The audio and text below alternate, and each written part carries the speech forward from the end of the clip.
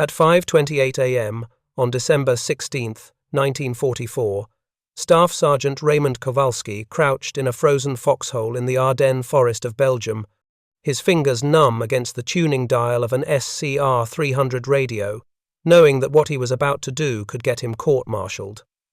The temperature was 22 degrees Fahrenheit. Frost covered the radio dials. His breath came out in white clouds that hung in the still air. He was supposed to be monitoring battalion frequency, 47.0 megahertz. Nothing but routine check-ins for the past 3 hours. But for the third consecutive night, Kowalski had been hearing something else. A strange interference pattern. Crystal oscillation. Too clean, too precise for American vacuum tube equipment. German crystal sets had a distinctive signature, sharper, more stable, and tonight the signal was stronger than ever. Kowalski's hand hovered over the frequency dial. He'd been ordered twice by Captain Frank Morrison not to scan unauthorized frequencies. Morrison had threatened court-martial both times, but Kowalski couldn't ignore what he was hearing. At 5:28 hours, he violated direct orders, turned the dial slowly, 47.0 megahertz down to 46.9, then to 46.8. The static cleared. German voices burst through his headphones. Clear, unencrypted tactical communications, artillery spotters coordinating fire missions, tank commanders confirming attack positions, infantry officers synchronizing watches for hour. 0530, 2 minutes away. Kowalski realized with absolute clarity that the entire German 5th Panzer Army was about to attack, and nobody knew except him. The Ardennes sector had been designated the Ghost Front. Intelligence called it a quiet rest area for green divisions and units recovering from heavy combat. The 99th Infantry Division held an impossible defensive line, 27 miles of front, with 15,000 men. That worked out to roughly 1 soldier every 10 feet. Standard doctrine required 1 soldier every 3 feet for effective defense. Every officer in the division knew the math didn't work. But intelligence assured them the Germans weren't coming. Not here. Not in the Ardennes. Intelligence was wrong. Across from American positions, German forces had massed in complete secrecy. 200,000 troops, 600 tanks, 1,900 artillery pieces. The largest German offensive since D-Day. And they'd maintained perfect radio silence for 2 weeks. No reconnaissance flights had detected the buildup. Weather had grounded American observation aircraft for 12 days. No aerial photography. No signals intelligence. Nothing. American command had ignored every warning. Belgian civilians reported German troop movements through the forests. Forward patrols captured a German soldier who revealed attack plans under interrogation. Intelligence. Officers dismissed the reports as unreliable. Local panic. Prisoner telling interrogators what they wanted to hear. The Ardennes was quiet. Intelligence said so. The numbers proved it. No radio traffic. No visual confirmation. Therefore, no threat. The statistics should have terrified someone. In the attack sector, German forces outnumbered Americans 13-1. Armor advantage was overwhelming. 600 German tanks against 70 American tanks in the entire sector. Artillery advantage was even worse. 1,900 German guns against 400 American guns. If the Germans attacked, they'd roll over American positions like a tidal wave over sandcastles. But intelligence said they wouldn't attack. So nobody prepared. Raymond Kowalski had grown up in Chicago, Illinois, born 1922, son of Polish immigrants. His father, Stanislaw Kowalski, worked at Republic Steel on Chicago's South Side. The family lived in a 3-room tenement apartment. Ray shared a bedroom with 2 brothers and a sister. Money was tight. Food was basic. But Stanislaw taught his children skills. Practical skills. Things that could earn money. When Ray turned 12, his father brought home a broken radio. Crystal set. Somebody at the steel mill was throwing it away. Stanislaw showed Ray how radios worked. How crystal oscillation created frequencies. How vacuum tubes amplified signals. How antenna length determined reception. Ray learned fast. Within a month, he'd repaired the radio. Within 6 months, he'd built his own crystal radio set from scrap parts. By age 14, he was repairing radios for neighbors, earned money for the family, developed an ear for radio frequencies, could identify stations by the sound of their carrier wave, could hear the difference between vacuum tube hum and crystal oscillation, could tune a radio faster than anyone in the neighborhood. At 16, Ray built a homebrew radio transmitter. Broadcast music and talk on empty frequencies. Neighbors loved it. Local entertainment, free radio station. The FCC didn't love it. Federal agents shut down his unlicensed transmitter, warned him about regulations, explained that radio frequencies were controlled, assigned, monitored. You couldn't just broadcast wherever you wanted. Ray learned that breaking rules had consequences, even when you meant well, even when nobody got hurt. Rules existed for reasons. October 1943, Ray got drafted. Army sent him to Signal Corps training at Fort Monmouth, New Jersey. They taught him military radio systems. SCR 300 backpack radio, 35 pounds. Frequency range 40 to 48 megahertz. Effective range 3 miles. Perfect for infantry communications. They also taught him the SCR 536 handheld radio. 5 pounds. 5 channels. Half-mile range. Good for squad-level communications.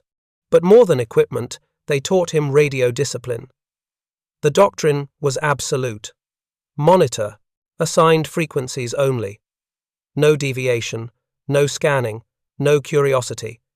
Radio discipline prevented Germans from direction-finding American positions. Unauthorized transmissions could reveal unit locations. Get soldiers killed. Radio operators who violated frequency assignments faced court-martial.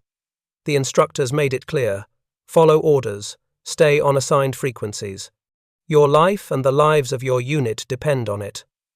Kowalski understood the doctrine, understood the reasoning, but he couldn't turn off his civilian instincts. During quiet periods, his fingers drifted to the tuning dial. He'd scan through empty channels, listen for interference patterns, check for signal anomalies.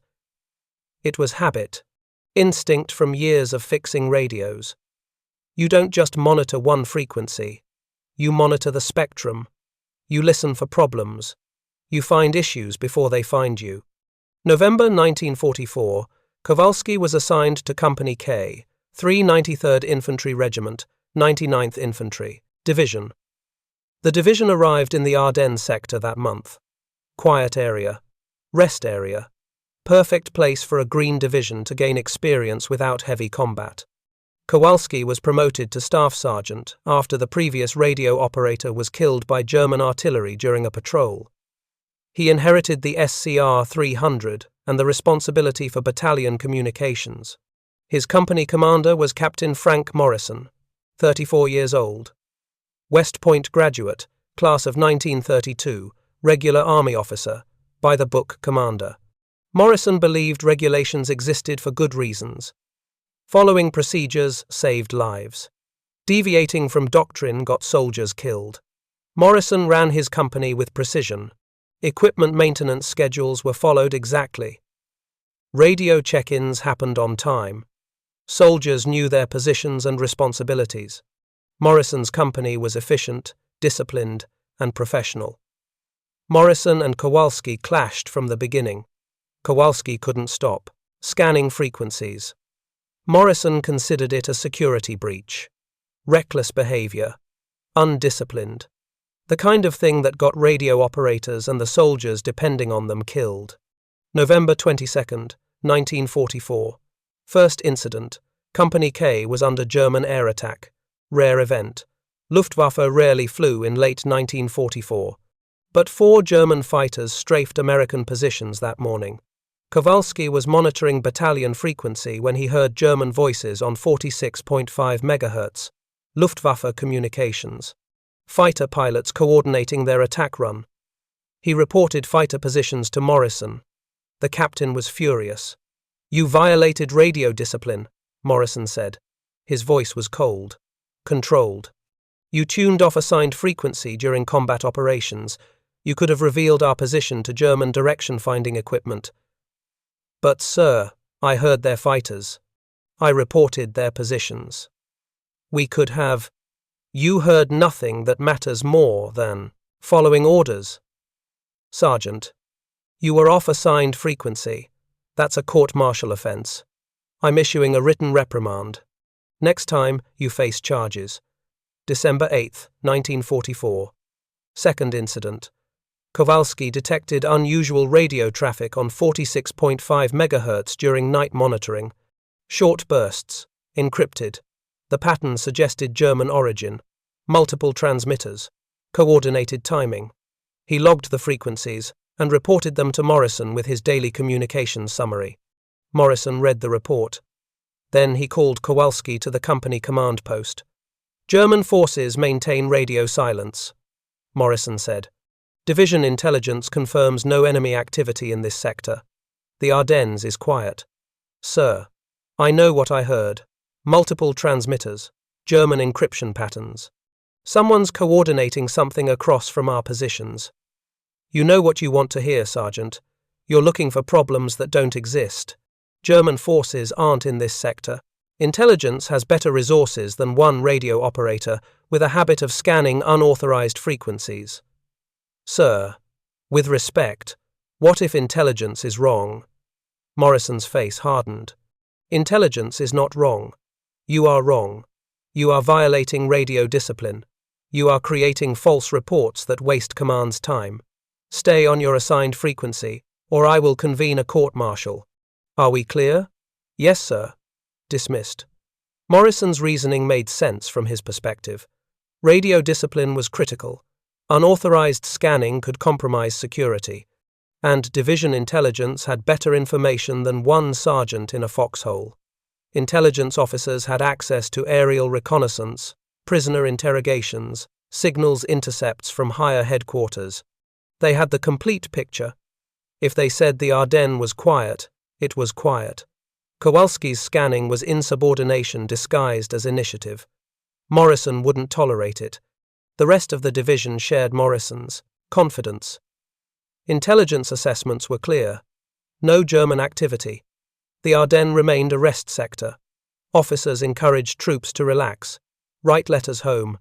Some lucky soldiers even got 3-day passes to Paris. The war was elsewhere.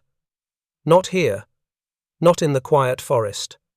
December 14th through 16th, Kowalski heard something different. Strange interference during his night monitoring shifts.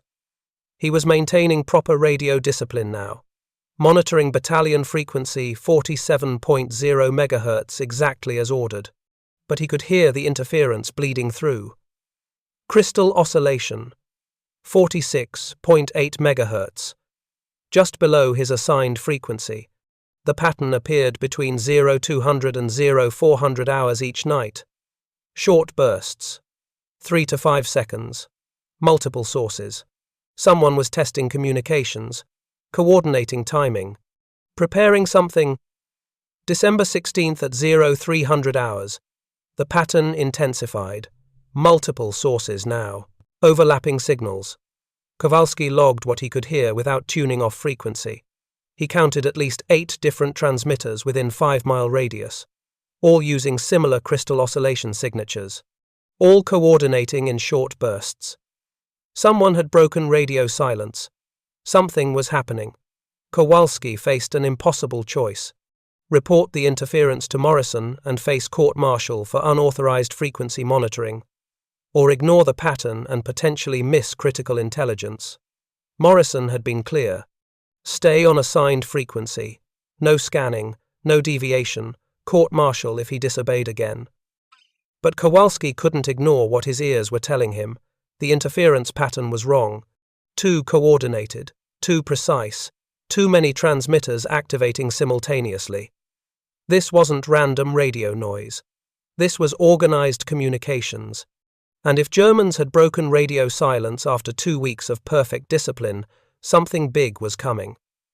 At 05:20 hours on, December 16th, Kowalski sat in his foxhole 6 miles east of Elsenborn, Belgium.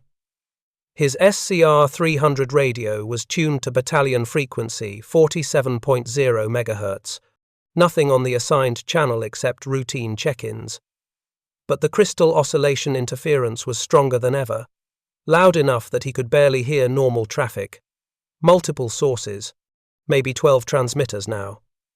All active, all coordinating. At 0522, the interference became overwhelming. Kowalski made his decision. He looked around the foxhole perimeter. No officers nearby. Morrison was in the company command post 200 yards back. Nobody watching.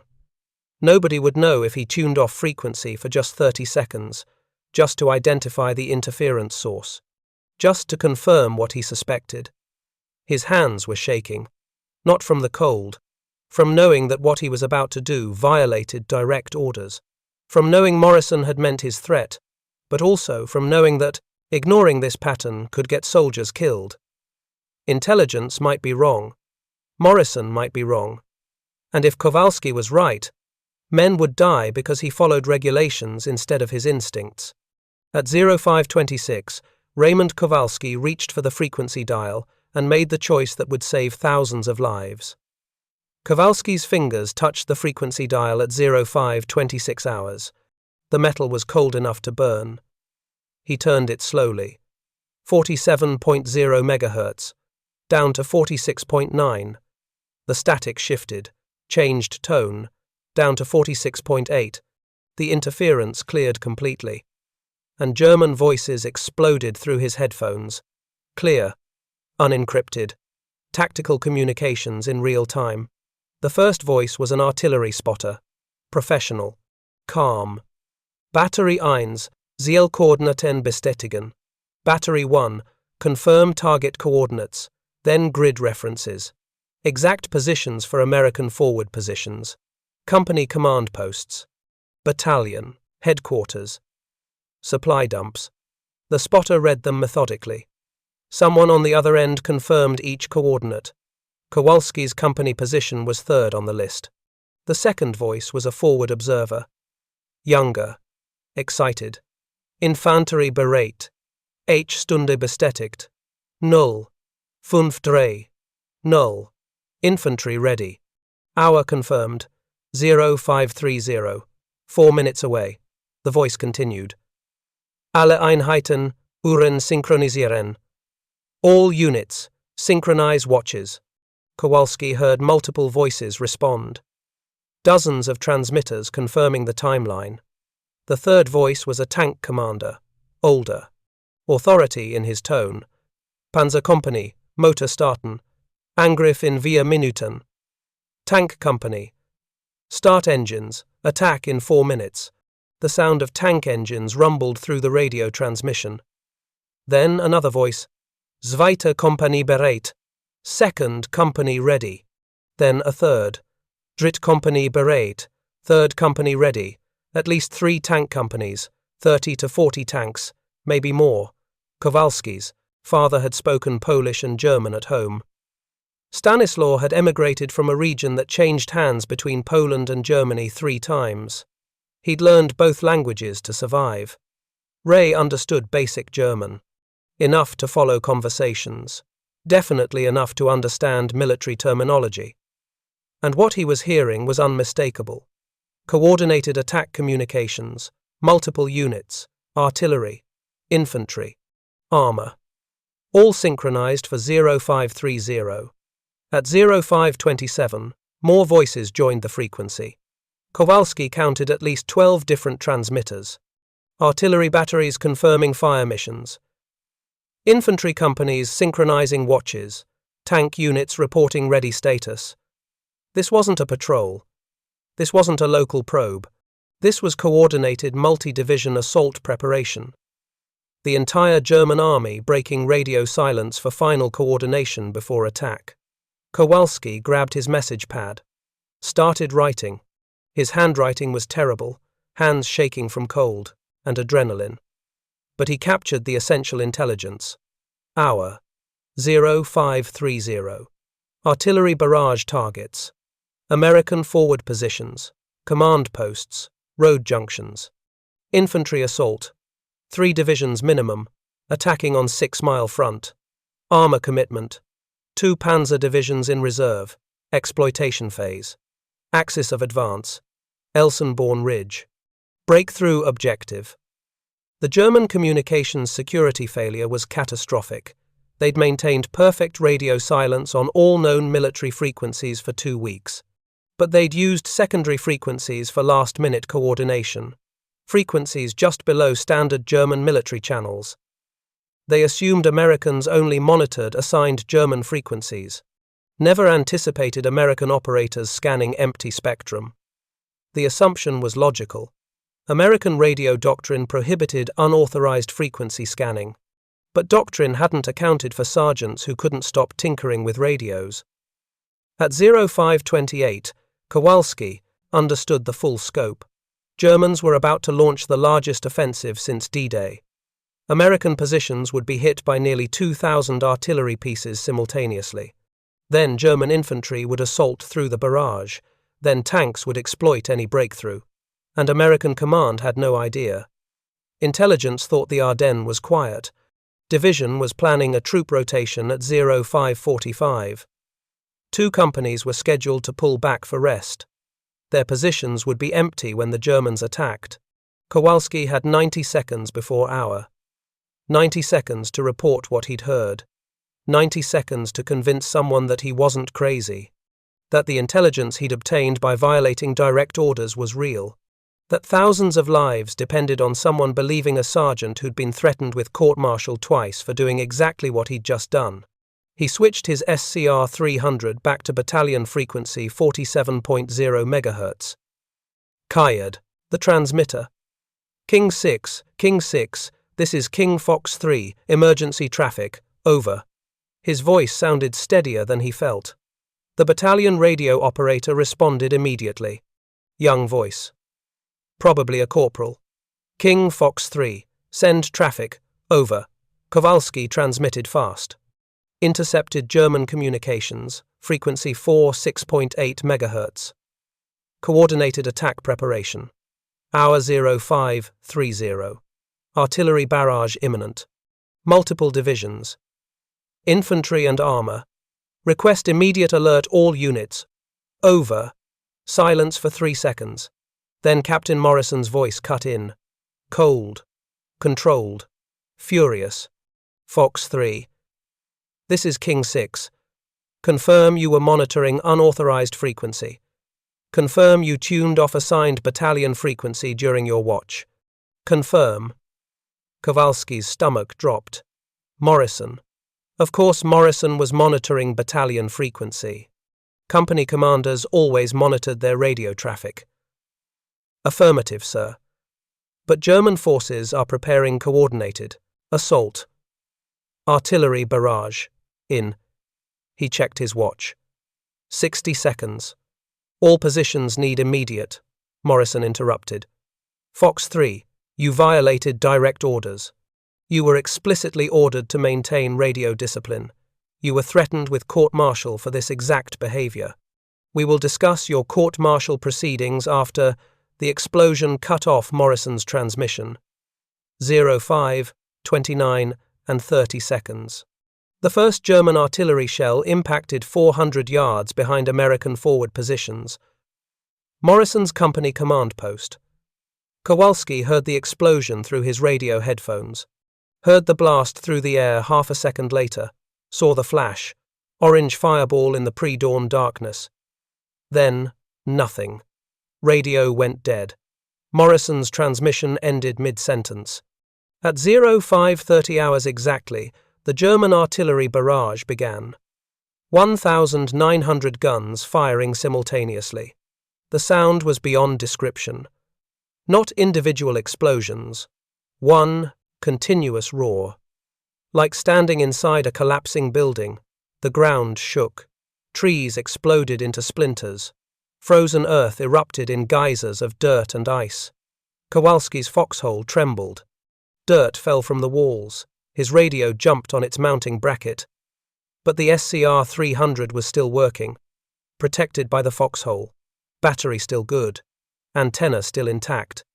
Kowalski switched frequencies frantically. Tried battalion frequency. Static. Nothing. Tried regimental frequency. Static. Tried division frequency. Clear signal. Someone was still transmitting. He keyed the transmitter. Shouted over the barrage noise. Any station this net. Any station this net. This is King Fox 3 with emergency intelligence. Over. Artillery shells were falling everywhere now. Close enough that he could feel the concussion waves. His ears were ringing. Blood was running from his nose from the pressure changes. A different voice answered. Older. Calm despite the circumstances. Fox 3. This is Checkerboard 6. Send traffic. Over. Checkerboard 6. 99th Division Headquarters. Major General Walter Lauer's call sign. Kowalski was talking directly to the division commander. He transmitted everything. Checkerboard 6. Intercepted German tactical communications at 0528 hours. Frequency 6.8 MHz. Germans coordinated attack preparation. Hour 0530. Current artillery barrage is preparation for infantry assault. Estimate 12 German divisions committed. 3 Panzer divisions in reserve. Main axis of advance toward Elsenborn Ridge. Intelligence includes unit identifications, artillery targets, assault timing. Request cancel planned troop rotation. Positions must remain manned for infantry assault following barrage. Over. Silence. Artillery continued falling. Kowalski counted 10 seconds. 15. 20. Maybe Lauer didn't believe him. Maybe the transmission was garbled. Maybe Lauer's voice came back. Fox 3. Confirm source of intelligence. How do you have German tactical communications? Confirm intercept method. Over. Kowalski took a breath. This was it. Checkerboard 6. I monitored unauthorized frequency. Scanned spectrum below. Assigned battalion frequency. Detected German crystal oscillation interference pattern. Tuned to source.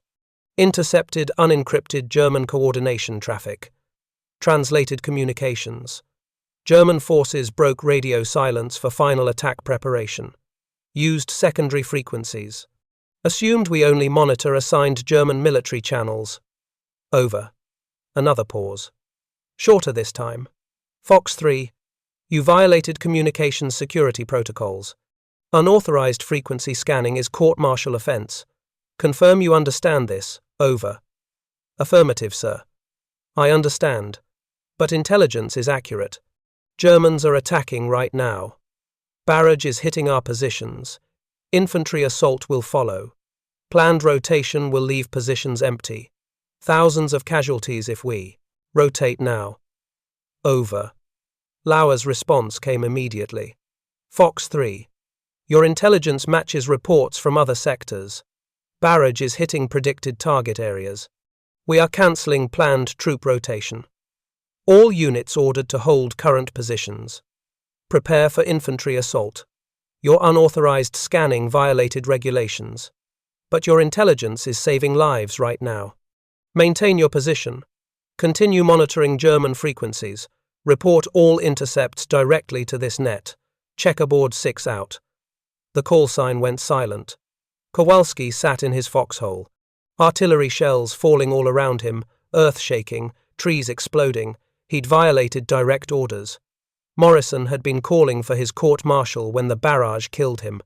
The general had just confirmed Kowalski faced charges. But the rotation was cancelled. Positions would be manned when Germans attacked. Thousands of men would be in defensive positions instead of on trucks heading to rest areas. The artillery barrage continued. 0530 to 0630. 60 minutes of continuous bombardment. 100,000 shells on American positions. Kowalski stayed in his foxhole. Radio clutched to his chest. Explosions every direction. Concussion waves rolled over his position like ocean waves. His nose bled continuously. His ears rang so loud he could barely hear the radio.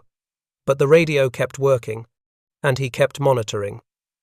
At 05:45, he tuned back to 46.8 MHz. German communications continued. Artillery spotters adjusting fire.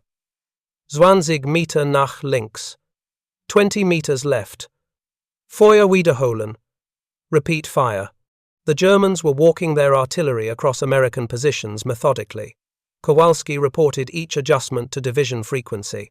American commanders used the intelligence to predict which positions would be hit next. Moved troops before shells arrived. Saved lives with every transmission. At 0600, German communications shifted. New voices. Infantry officers. Bereitstellung. Prepare to advance. Angriff in 30 Minuten. Attack in 30 minutes. The barrage would lift soon. Infantry would assault through the smoke and fire. Kowalski reported the timing. Division alerted all units. Infantry assault in 30 minutes. Prepare defensive positions. Load weapons. Fix bayonets. At 06:15, tank commanders joined the frequency. Panzer vorwärts. Tanks forward. Infanterie unterstützen. Support infantry. The Germans were committing armor with their infantry assault. Combined arms attack. Overwhelming force. Kowalski reported tank movements. Division repositioned anti-tank guns. Prepared tank destroyers. Every piece of intelligence was immediately actionable. At 06:30, the artillery barrage lifted. The sudden silence was shocking. Kowalski's ears were so damaged he could barely hear anything except ringing. But he could see. Dawn was breaking. Grey light filtered through smoke and fog, and through that grey light, Kowalski saw them. German infantry. Thousands of soldiers. Grey uniforms emerging from the tree line 800 yards away. Moving in waves. Disciplined formations. Supporting armor behind them. Tanks. Dozens of tanks. This wasn't a raid. This was an invasion. American positions opened fire.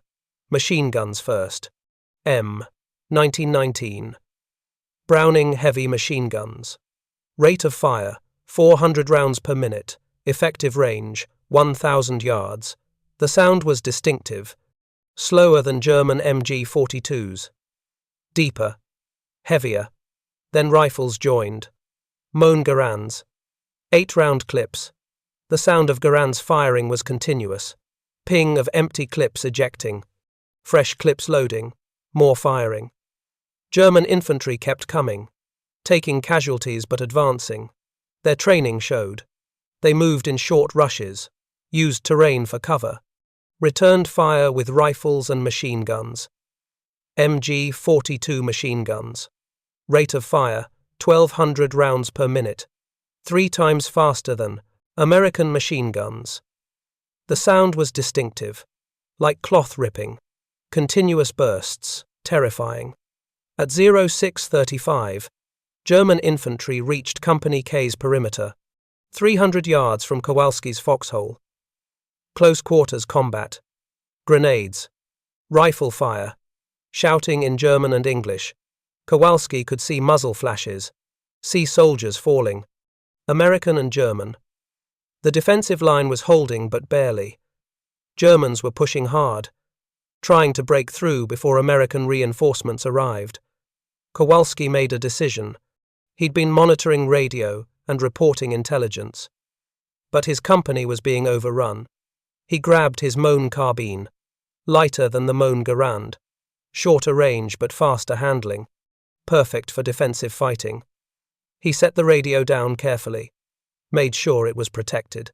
Then he rose from his foxhole and started firing. 3 German soldiers were advancing toward his position, 50 yards away, moving fast, using trees for cover. Kowalski aimed at the lead soldier, fired. The carbine kicked, the soldier fell. Second soldier turned toward Kowalski, raised his rifle. Kowalski fired twice, both rounds hit, the soldier dropped. Third soldier dove behind a tree.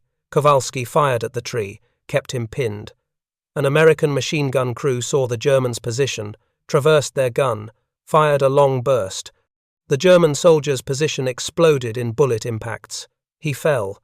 More Germans were coming. But the initial assault wave was breaking apart. American defensive fire was too heavy. Germans were taking 50% casualties in the first 5 minutes. Officers were trying to reorganize, get soldiers into cover, prepare for second assault. But the momentum was gone. The surprise was gone. American positions were manned, guns were loaded, defenders were ready. At 0640, Kowalski returned to his radio. German communications were confused now. Officers calling for support. Artillery. Wo ist Artillerie? Artillery. Where is artillery? Panzer vorrücken. Tanks. Advance. But the German artillery was still repositioning after their barrage. The tanks were caught in American anti-tank fire. 3 Panzer IVs were burning 500 yards from American lines. Tank destroyers had ambushed them from concealed positions. Kowalski reported everything to division frequency. German requests for artillery support. Tank positions. Infantry rally points. Every transmission gave American commanders intelligence. They used it immediately. Called artillery on German assembly areas. Positioned anti-tank guns to engage German armor. Reinforced threatened sections of the line. At 0700 hours, German forces pulled back. First assault had failed. They'd lost approximately 800 men in 30 minutes. 6 tanks destroyed. No breakthrough. American line intact. The Germans retreated to their starting positions. Left their dead on the field. Began preparing for second assault. Kowalski checked his radio. Battery. 6-hour continuous operation rating. He'd been on since midnight. Battery was getting low. He'd need replacement soon. But more importantly, he needed to report what he'd learned. The German frequency security failure was systematic. They were using secondary frequencies for all tactical coordination. Every unit was transmitting. Every transmission was unencrypted. And every transmission could be intercepted if American operators knew where to listen. He transmitted to division frequency. Checkerboard 6. This is King Fox 3. German tactical communications continue on frequency 6.8 MHz. All units using same frequency. All communications unencrypted. Systematic security failure. Recommend all division radio operators begin monitoring secondary frequencies. German forces are broadcasting their entire attack plan. We just need to listen, over. Lauer's response was immediate. Fox 3, understood. Division Signals Intelligence Officer is implementing monitoring program now. How many German transmissions have you intercepted since 0528? Over. Kowalski checked his message pad. Checkerboard 6. Approximately 47 separate transmissions. Artillery coordinates. Unit identifications. Attack timing. Reinforcement schedules. Complete tactical picture of German operations in our sector. Over. Fox 3. Outstanding work. Maintain monitoring. Report all intercepts. What is your position status? Are you secure? Over. Kowalski looked around his foxhole. Dead Germans 30 yards away. American defensive line was holding 200 yards behind him. He was technically in no man's land. Between the lines. But his position had good visibility. Good radio reception. Checkerboard. 6. Position is forward but secure. Can observe German lines. Radio reception is excellent. Request remain current position, over. Fox 3. Approved. Battalion will send runner with fresh radio battery. Continue monitoring. Your intelligence is critical to division defense. Checkerboard 6 out. Kowalski sat back in his foxhole. The sun was rising. December 16th, 1944. 0700 hours. He'd been awake for 19 hours. He'd violated direct orders. Captain Morrison was dead. German forces had launched the largest offensive on the Western Front. And Kowalski was sitting in a frozen foxhole in Belgium, listening to Germans broadcast their attack plans on frequencies they thought were secret. The Battle of the Bulge had begun. And for the first time in the war, Americans were listening to every word the Germans said. At 07:10 hours, Lieutenant Colonel McClernand Butler reached Kowalski's foxhole. Butler was 42 years old. West Point class of 1924. Battalion commander, 393rd Infantry Regiment. He'd fought in North Africa with the 1st Infantry Division, experienced officer, combat veteran. He slid into Kowalski's foxhole without ceremony. "You're Fox 3? The radio man who sent the warning?" Butler's voice was steady. Professional. "Yes, sir." Kowalski kept monitoring the German frequency. Another transmission was coming through. Infantry officer requesting ammunition resupply. Captain Morrison was killed in the first barrage. Direct hit on the company command post. He and 4 others died instantly. Butler watched Kowalski's face for reaction. Kowalski said nothing. Morrison had been calling for his court-martial when he died. What could you say to that? Morrison's last transmission was about your court-martial. For unauthorized frequency scanning. Butler pulled out a message pad. "I have the communication log. He was in mid-sentence when the shell hit." "Yes, sir. I know. Your unauthorized scanning saved this battalion. Probably saved this division. We were scheduled to rotate 2 companies at 0545. If those positions had been empty when the Germans hit, they'd have broken through. They'd be on Elsenborn Ridge right now. Instead, every position was manned, every gun was loaded, because you gave us 2 minutes warning." Kowalski adjusted his headphones. Another German transmission. Tank company reporting mechanical problems. 2 tanks down with engine failure. "Sir, Germans are still transmitting. Someone needs to monitor these frequencies. They're broadcasting everything." Butler looked at the SCR 300. At Kowalski's message pad filled with German intercepts. At the young sergeant who'd broken regulations to save thousands of lives. "How many transmissions have you intercepted since 0528? 63, sir. Artillery coordinates, unit movements, casualties, resupply requests, attack planning for the second assault. Everything. Second assault.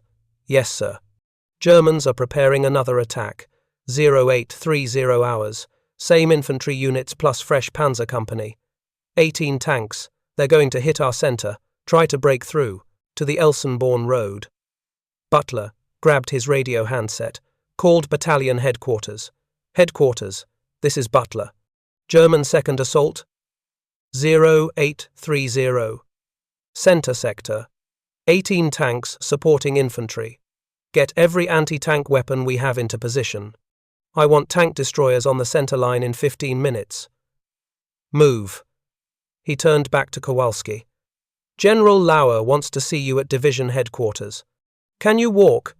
Kowalski looked at his radio. At the German frequency still transmitting.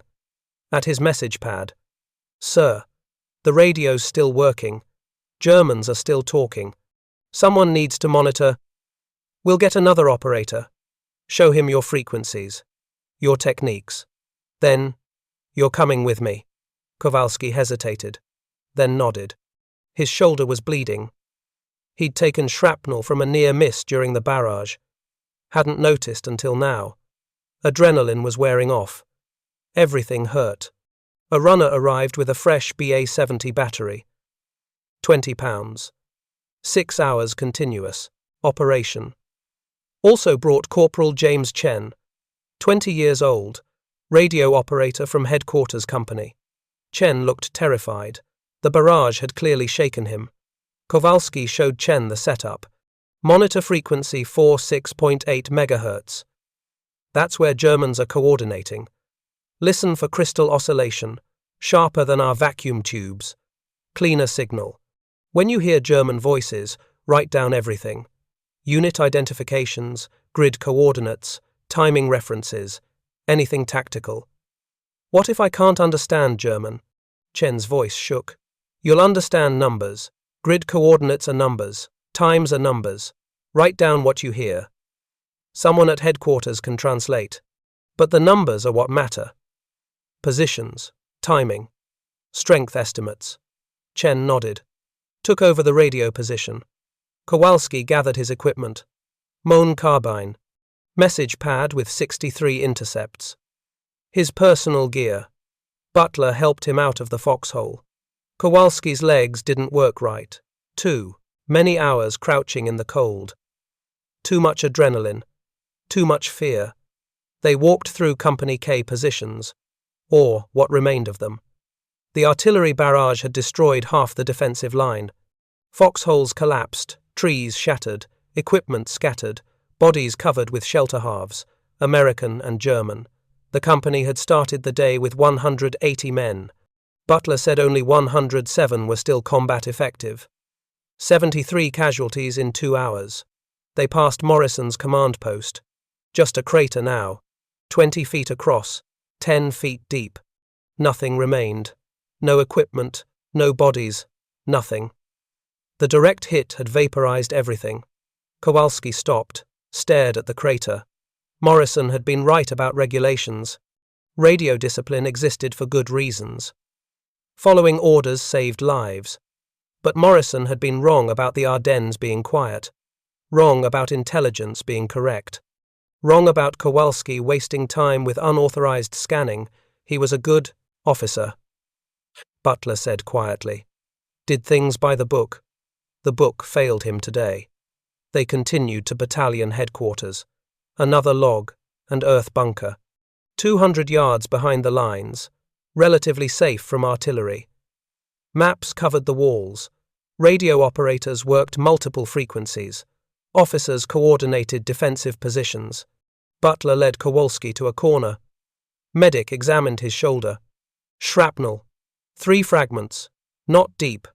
You're lucky. The medic cleaned the wounds. Applied sulfur powder. Bandaged the shoulder. You need rest. Hot food. You've been in that foxhole how long? Since midnight. 19 hours. You need sleep. Germans are attacking again in 40 minutes. The medic looked at Butler. Butler shook his head. He's going to division headquarters. General's orders. At 0745, a jeep arrived. Driver was a private, young, nervous. The ride to division headquarters took 20 minutes. 3 miles through shattered forest, past destroyed equipment, past aid stations filled with wounded, past artillery batteries firing continuously at German positions. The sound was constant. American 105mm howitzers, German 150mm guns answering. Counter-battery fire, both sides trying to silence the other's artillery. Division headquarters was on Elsenborn Ridge, 3 miles behind the front lines, relatively safe position. High ground, good visibility, natural defensive terrain.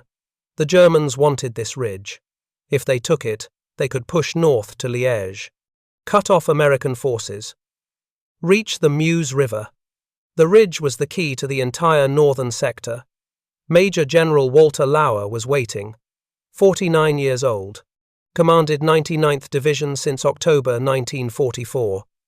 Regular army officer, experienced commander. He stood in the command bunker studying maps when Kowalski arrived. Didn't look up immediately, just studied the map. Red marks showed German positions.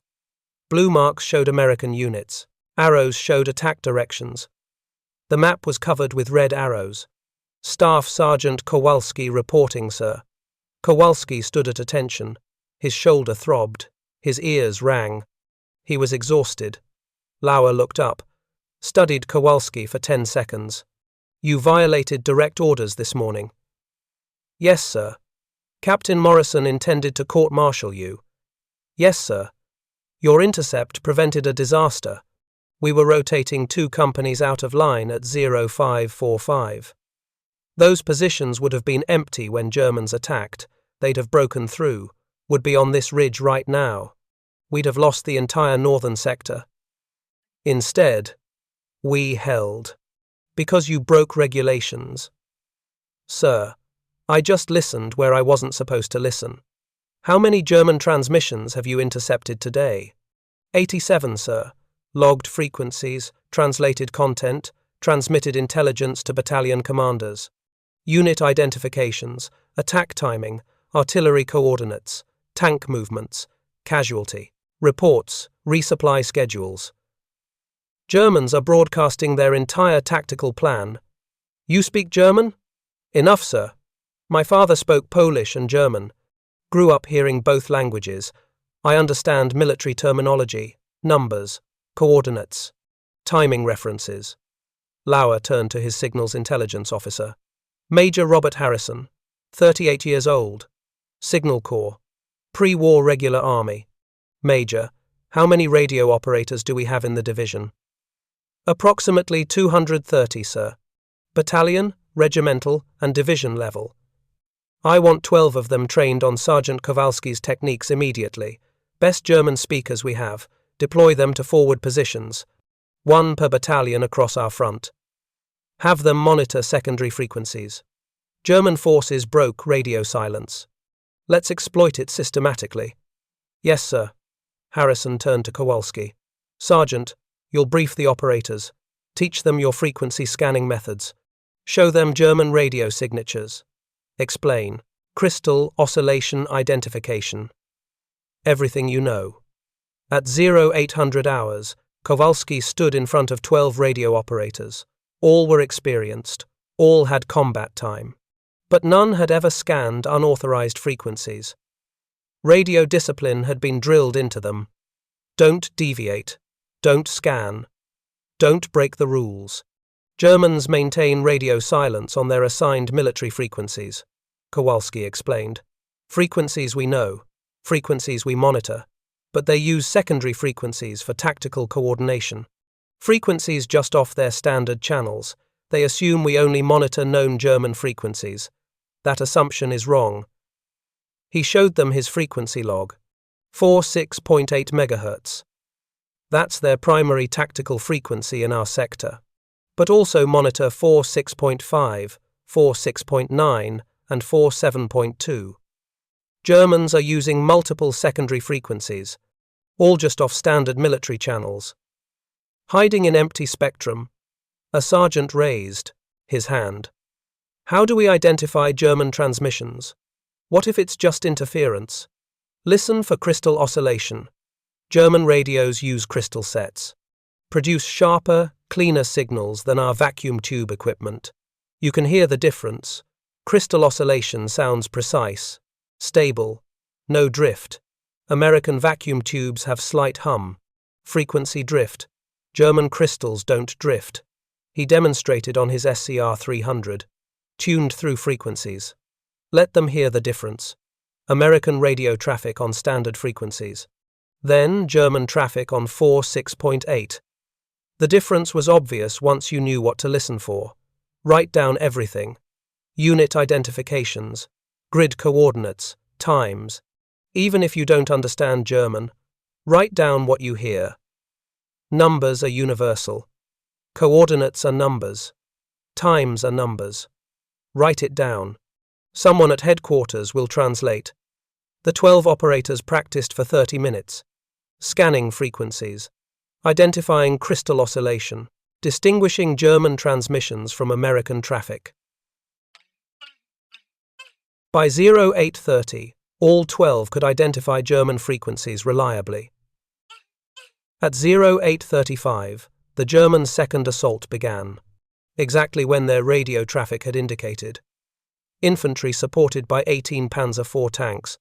The attack hit the center of the 99th Division line, right where German communications had revealed it would hit. But American commanders were ready. Anti-tank guns positioned in advance. Tank destroyers hidden in ambush positions. Infantry reinforced in threatened sectors. Artillery pre-registered on German assembly areas. The intelligence advantage was devastating. German tanks advanced with infantry. Standard combined arms tactics. Tanks provided fire support. Infantry cleared obstacles. Coordinated assault designed to break through American defenses.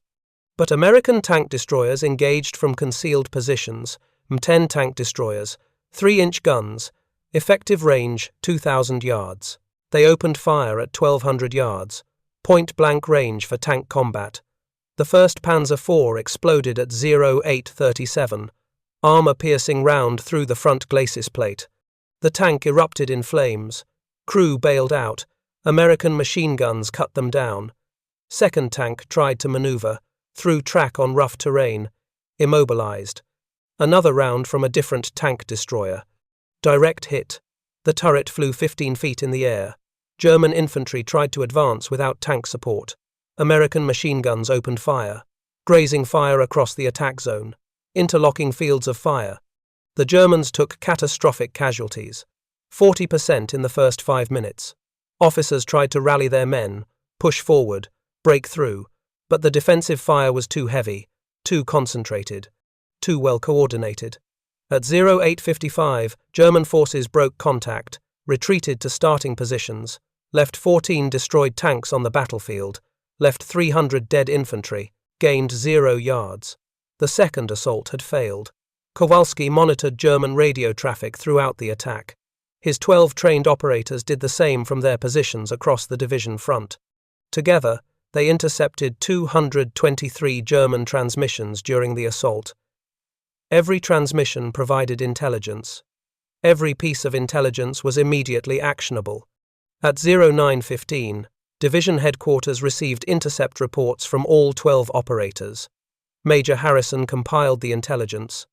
Briefed General Lauer, "Sir, German forces have committed the 12th SS Panzer Division, 277th Volksgrenadier Division, and 12th Volksgrenadier Division in our sector.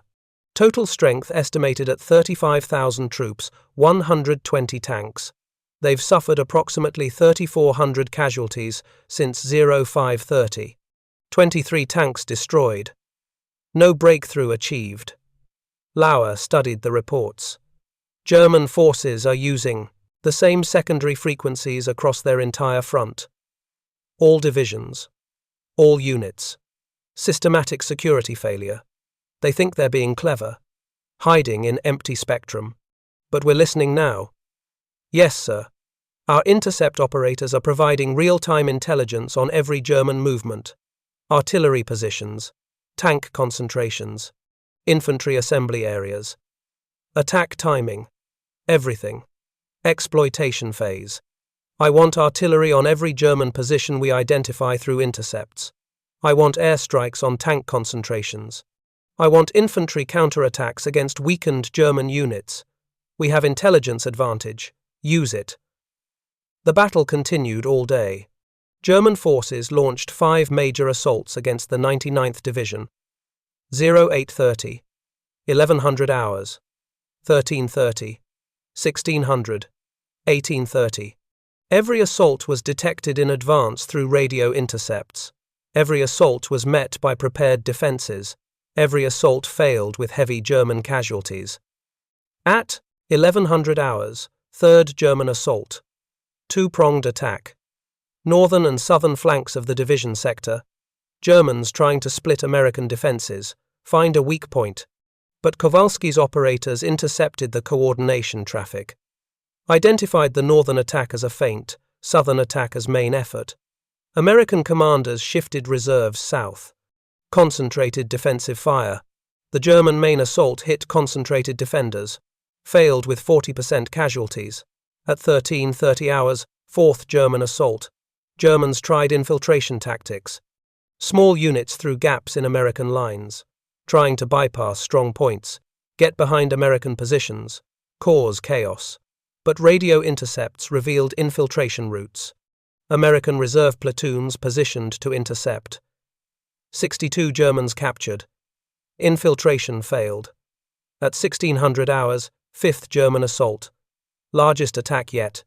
Battalion strength infantry. 18 tanks. Heavy artillery preparation. But intercepts revealed the entire plan 15 minutes before execution. American troops pulled back 200 yards before the barrage. Avoided artillery casualties. Tank destroyers positioned in ambush. When German tanks advanced, they drove into a kill zone. 11 tanks destroyed in 8 minutes. Infantry assault collapsed without armor support. At 18:30 hours, Germans launched their final assault of the day.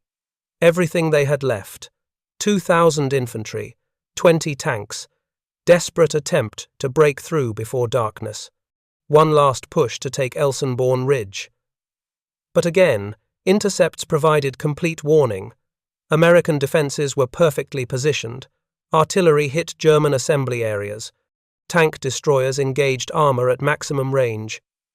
Infantry defensive fire cut down attacking soldiers. By 1900 hours, the assault was over. Germans retreated. Left 400 dead on the battlefield. Abandoned 11 destroyed tanks. The sixth assault had failed, like all the others. At 1930 hours, German radio traffic revealed a critical decision. Unit commanders reporting to higher headquarters, recommending withdrawal. The attacks against 99th Division were not succeeding. Casualties were unsustainable. The northern breakthrough was failing. Recommend shift effort to southern sectors. Find easier objectives. Kowalski transmitted the intercept to division headquarters. Lauer read it. Smiled grimly. They're giving up. 6 days ahead of schedule. They were supposed to break through here in 24 hours. Instead, they're withdrawing after 14 hours, shifting south to find easier targets. December 16th casualties in the 99th Division sector were devastating for German forces. 3,400 killed or wounded. 23 tanks destroyed. 6 artillery batteries neutralized. 0 breakthrough. 0 objectives achieved. American casualties were significant, but sustainable. 640 killed or wounded. 2 tanks destroyed. No positions lost. The ratio was 5.3 to 1. German casualties to American. Unprecedented for defensive battle against superior force. The difference was intelligence. Kowalski's unauthorized frequency scanning had revealed a systematic German communications security failure. The 12 trained operators had exploited that failure throughout the day. American commanders had fought with perfect knowledge of German intentions. Every attack was anticipated. Every movement was tracked. Every decision was countered. At 2000 hours, General Lauer called Kowalski to division headquarters again. Butler came with him. Also present were the 12 radio operators who'd monitored German frequencies all day. Lauer stood in front of maps showing the day's battle. Red marks showed German attacks. All had been stopped at American defensive lines. None had achieved breakthrough. Gentlemen, today we held Elsenborn Ridge against the largest German offensive since Parcher, D-Day. We were outnumbered 2 to 1, outgunned 3 to 1. Intelligence told us this sector was quiet. Intelligence was wrong. We should have been overrun. We weren't. Because Sergeant Kowalski broke regulations. Lauer turned to Kowalski. Your unauthorized frequency scanning violated every communications security protocol. Captain Morrison was right to threaten court-martial. But your intercept saved this division. Your training of these 12 operators gave us intelligence advantage that turned the battle. The question is what happens now? Kowalski said nothing, waited. I'm not court-martialing you. I'm promoting you to technical sergeant. I'm assigning you to division signals intelligence. You'll train every radio operator in this division on your techniques. You'll establish systematic monitoring of German frequencies. You'll turn your mistake into doctrine. Sir, it wasn't a mistake. I knew what I was doing. You violated direct orders. Yes, sir, because following orders would have killed thousands of men. Sometimes you have to break the rules. Lauer studied him. Sometimes you do. The trick is knowing when. You knew when. That's why you're not facing charges. That's why you're training others. That's why we're going to exploit this German security failure until they figure out we're listening. He turned to the 12 operators. You 12 are the foundation of our signals intelligence program. Tomorrow, you'll train 24 more operators. Day after, 48 more. Within a week, every battalion in this division will have dedicated intercept operators. We're going to listen to every German transmission, track every German unit, anticipate every German movement. We have an advantage. We're going to use it until this battle is over. The 12 operators nodded. They'd seen the intelligence advantage in action. They'd watched German attacks fail because American commanders knew exactly what was coming. They understood what Kowalski had discovered. Sometimes the most important intelligence comes from listening where you're not supposed to listen. December 17th through 22nd. The 99th Infantry Division held Elsenborn Ridge against continuous German assaults. 35,000 German troops. 120 tanks. 6 days of attacks. Every assault detected through radio intercepts. Every assault repulsed with heavy casualties. By December 22nd, German forces abandoned the northern breakthrough attempt, shifted efforts south toward Bastogne. The Elsenborn Ridge had held. The northern shoulder of the German offensive was blocked. The entire German attack plan was failing because one critical objective remained in American hands. Kowalski's intercept program expanded across First Army. 450 radio operators trained on his techniques. Monitoring secondary frequencies became standard doctrine. December 23rd through January 25th. American forces intercepted over 40,000 German transmissions. Every transmission revealed positions, movements, intentions. The intelligence advantage was decisive. German fuel shortages detected through logistics communications. Tank concentrations identified and destroyed by artillery. Infantry movements tracked and ambushed. Attack plans revealed hours before execution. German commanders fought blind while Americans saw everything. January 3rd, 1945.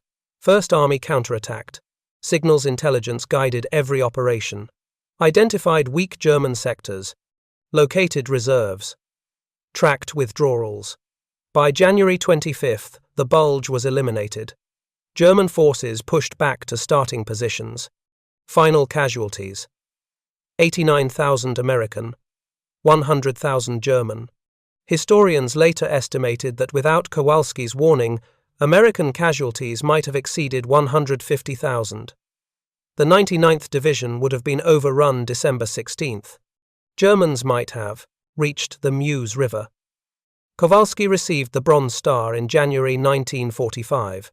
Citation read, "For exceptionally meritorious service in connection with military operations against the enemy." No mention of unauthorized scanning. No mention of violated regulations. Just recognition that his actions had saved thousands of lives. February 1945, Kowalski was reassigned to Army Signals Intelligence School. Taught frequency scanning to 340 specialists. His techniques spread to 3rd Army, 7th Army, British 2nd Army. Germans recognized their security failure too late. March 1945. They ordered complete radio silence. But landlines were vulnerable to artillery. Communications effectiveness collapsed. May 8, 1945. Germany surrendered. Kowalski was in occupied Germany, interrogating captured signals officers. They confirmed what he suspected. Germans never anticipated American frequency scanning. Considered secondary frequencies secure.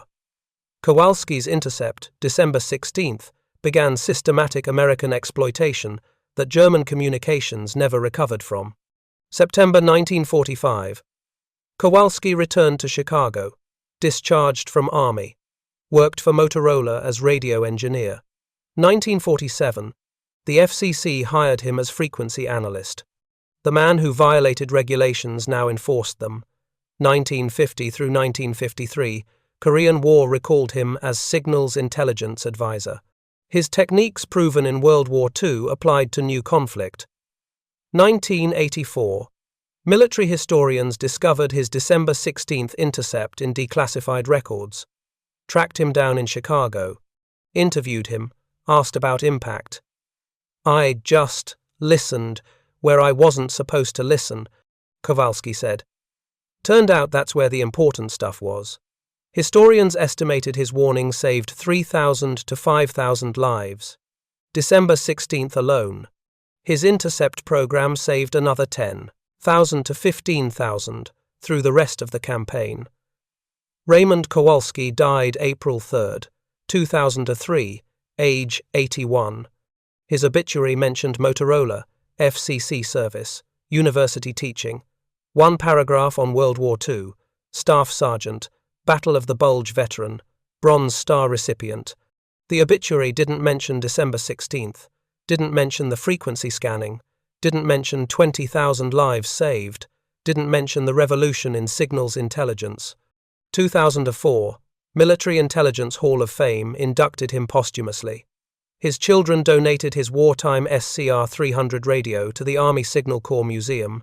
The display label reads, "This radio was used by Staff Sergeant Raymond Kowalski to intercept German communications December 16, 1944, providing warning before the Battle of the Bulge. His unauthorized frequency scanning violated regulations but saved thousands of American lives and changed signals intelligence doctrine."